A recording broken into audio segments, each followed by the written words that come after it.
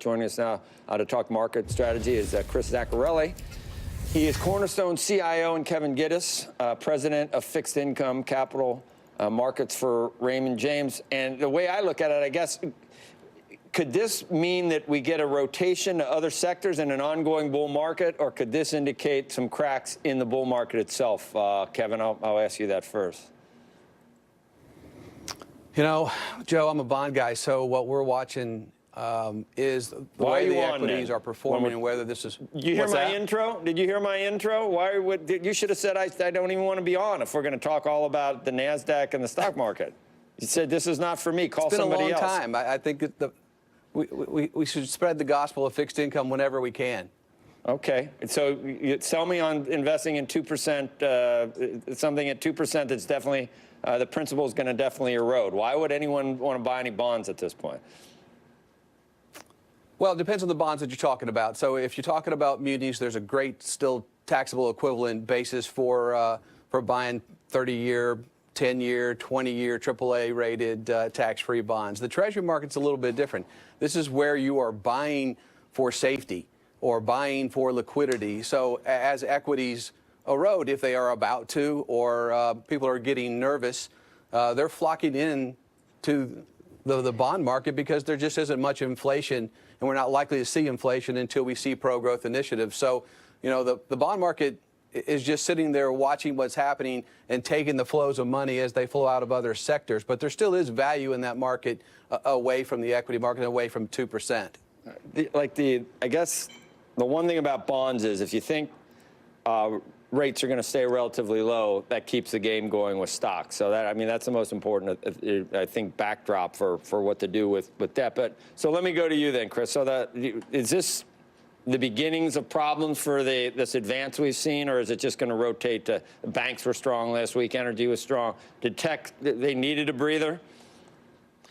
Yeah, I mean, I think all those points were made. You know, the tech valuations were relatively high. They're really running ahead of the rest of the market. It is a great time for some sector rotation. So that's why I'd recommend looking at financials. You know, price to books around 1.3 for the whole sector versus the market's around 3 times. So, you know, from a valuation point of view, financials obviously look a lot cheaper, and they're going to have some tailwinds. You're going to have deregulation. You're going to have a lack of new regulations. And I think eventually those pro-growth policies will come through. You are going to see some tax reform at some point, and possibly down the line, infrastructure spending. So all those things should be good for financials in the sense of, you know, rates being higher, credit quality hopefully maintaining, and this cycle continuing. So that's really my view, what to do at this point in the cycle.